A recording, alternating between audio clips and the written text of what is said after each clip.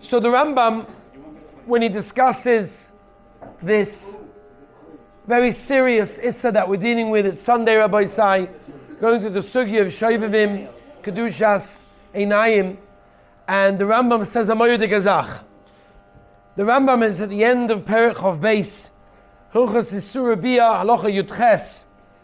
The Rambam says, Ein lecha dava b'chol ha'Torah kula.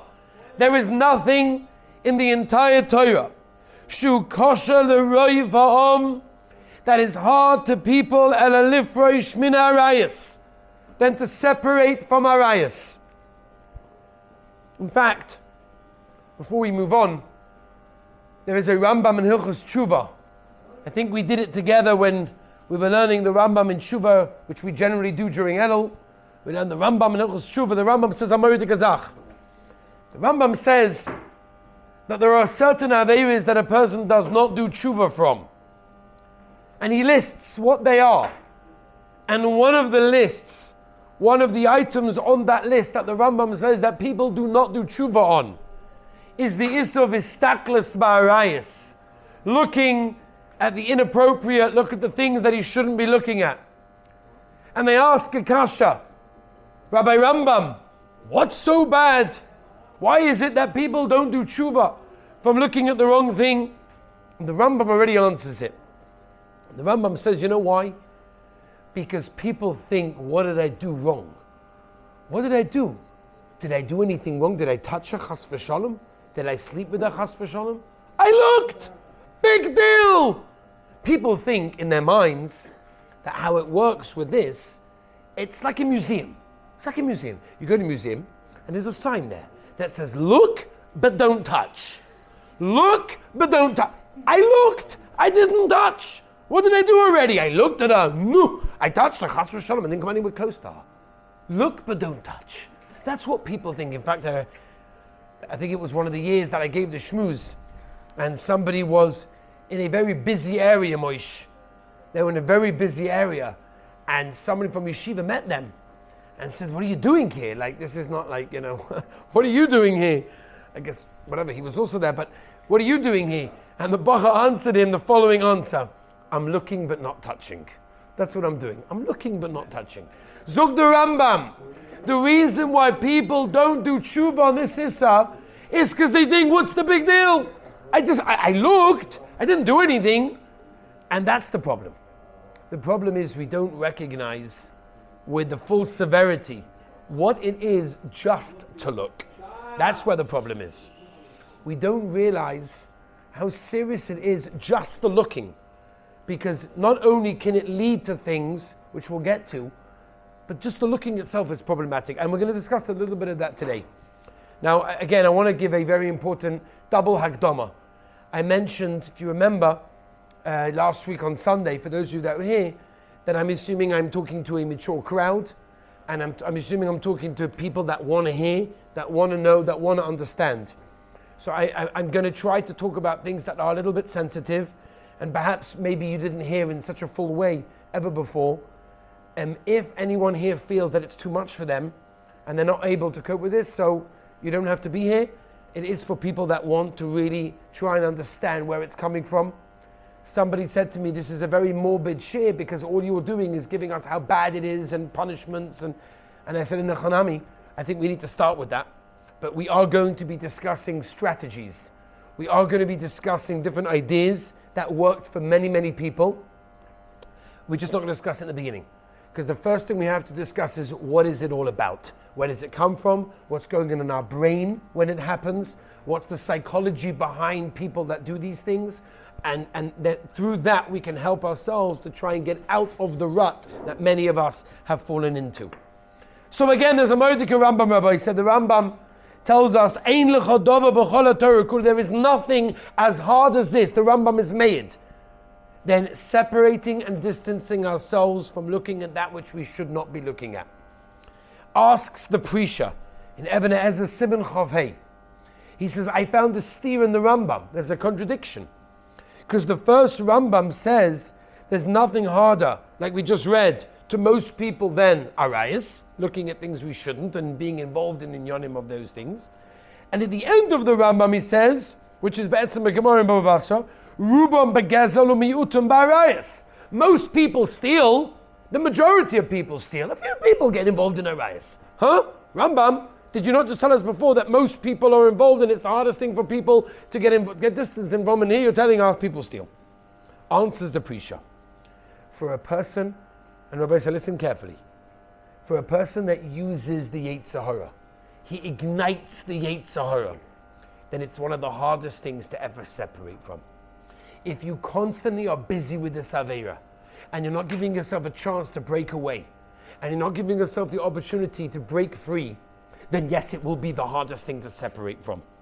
But for a person that has the ability and tries, and Rabbi Say, I will tell you, the experience from many, many people who have told me personally, emails that I've received, and people that I've met, and boys that I've dealt with in this sugya, I can tell you 100% that it can get better, that you can manage. I got an email Motzei Shabbos from an 18-year-old boy from somewhere in the world who's struggling with this, and he said it's so embarrassing for him to go over to Rebbeim to tell them this because he's embarrassed. So he actually created an email address with an anonymous email, and he emails me all the time, and he tells me, keep in touch with me, help me, get me out of this struggle. But I will tell you that I have dealt with so many people who have broken free. I met a fellow in Lakewood. This is a married man with many children. I met this guy outside a restaurant in Lakewood a couple of years ago. And I've given this shiurim for years, Baruch Hashem. In fact, I met the person, this trip now to America a few weeks ago, I met the person who actually created the CDs of this shiurim and distributed to every car outside BMG in Lakewood. Someone called me up randomly to tell me, by the way, do you realize that the CD of your shiurim of Watch Your Eyes, all the parts are distributed on every car outside BMG in Lakewood? I had no idea. I met the guy, he said to me, by the way, I was the guy. I said, no idea, thank you so much. And what a big score, it's an amazing thing. I met a fellow who said to me, I want you to know I struggled with this. It was so difficult. It was so hard, but you should know I listened to Shurim again and again and again. And it takes listening to it again and again and working on it. And if you fall, you keep on going. We'll talk about all of those strategies. We'll talk about it. But he told me that it's now almost unbelievable. Yes, the Yetzer Hara never goes away. There's always the Yetzer Hara. And that's what Chazal tell us. The Yetzer Hara is something that's going to be with us until the day that we die. But, says the Rambam, Rubam begezel u'miyotan be'arayas means when a person works on himself, says the Prisha, when a person tries to get out of this issue, this problem, not only will it help his olam hazeh, his marriage, his relationship with his wife, his relationship with the Rabbeinu Shalom, and so much more, he will be able to break free. Many people think I can't manage.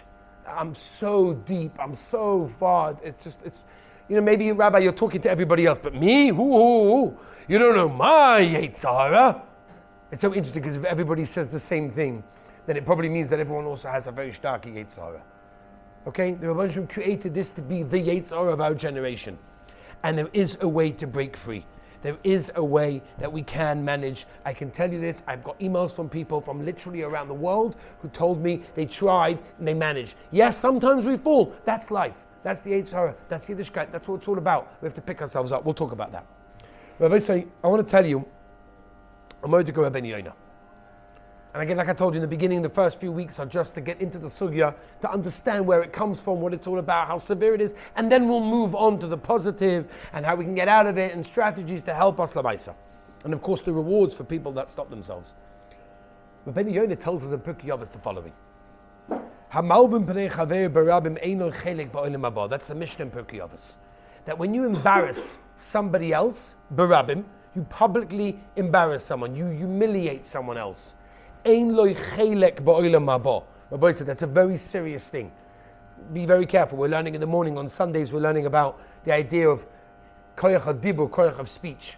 We'll talk about embarrassing. We'll talk about the idea of oinas tevarim as well. We'll get into these things.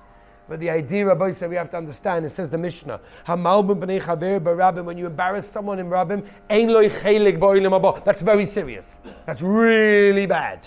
Okay? Now listen to this, Rabbi say. Rabbeinu Yonah tells us, and we guys are learning Shabbos, so Baruch Hashem, we know a little bit about Shabbos, right? Now, Rabbeinu Yonah says that we know on Shabbos there's the Avos and there's the Toldos. The Avos are what was done in the Mishkan, and the Toldos were like the branches that come from it. Both of them are Doraisa. They're both Doraisa, Ovois and Toldois. The difference between them, one is exactly what it was done in the Mishkan, and one was similar, resembles that which was done in the Mishkan. Okay? Says Rabbeinu Yola, listen what Rabbi said to this. There's the Gimel Averis Chamuris. There's the three big Averis that we're all familiar with. Gilui Arayis, Shvichas Damim, and Avodah Zarah. That we are chayiv, we are required to give up our lives for those three Averis. Says Rabbeinu Yoina, those are the Avois. Gilui Arayis, Shvichas Damim, and Avodah Zarah, in their literal sense, are the Avois. But then there's something called the Toldois. Something similar. So for example, Shvichas Damim, killing someone, that's the Av.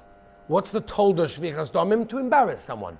He goes white, the blood drains from his face, he embarrassed him, that's a Daraisa. It's just like the Av. It's similar, so it's Tolda. But it has the same din. Eino chelik lo eino mabo. Says Rabbeinu Yoina, what's the Tolda of Gilui Arayis? The Av is the Maisa itself, the actual Maisa. What's the Tolda? The Tolda, Hamistakel oiledaber Yahoreg Val Yavo. That means Rabbeinu Yoina is paskening halacha lemaisa. This is a psak from Rabbeinu Yoina.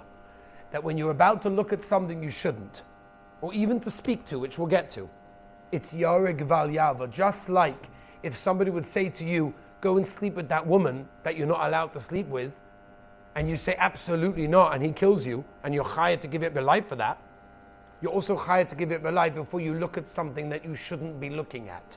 That's a psak of Rabbeinu Yoina. That's not a chumrah, midas chasidus, nice word. That's a psak of Rabbeinu Yoina. That Yahoreg Val Yavo is in that case. Now I want to tell you a Gemara, okay? It's a Gemara in Sanhedrin Ayin Hey. Listen to this Gemara, Rabbi. So I'm going to translate Kemal Art Scroll, word for word of the Gemara, and it's a Gemara. The Gemara brings a story of somebody that saw a woman, a girl, and he fell in love with this girl. But he didn't just fall in love with her. He fell sickly in love with this girl. He just Pasha couldn't go on in life. He felt so in love with her that he couldn't sleep at night, he couldn't eat, he couldn't do anything, he wasn't functioning properly, he was going mad. So he was desperate to be together with her, to sleep with her, to live with her. Now he knew that it's not really the right thing to do. So he called up his rabbi. He said, Rabbi, I just have like a small shaila for you. Like, there's people that call the rabbi like Erev Shabbos, like Rabbi, I just have a very small shaila. As you're running into the taxi or as you're running into Shabbos or as whatever it is. Small shaila for you. That girl over there, really, really need to. Can I have a hatter, please? Is that okay? Is that okay? The rabbi says, Yahoreg Val Yavo. He said, but I went to my doctor. My doctor said that if I don't sleep with her, I might die. Imagine he comes to the rabbi and says, my doctor paskin that if I don't sleep with her, I might die. So you know what the rabbi said? Yahoreg Val Yavo. Nevertheless, kill yourself rather than sleep with her. So he went back to the doctor.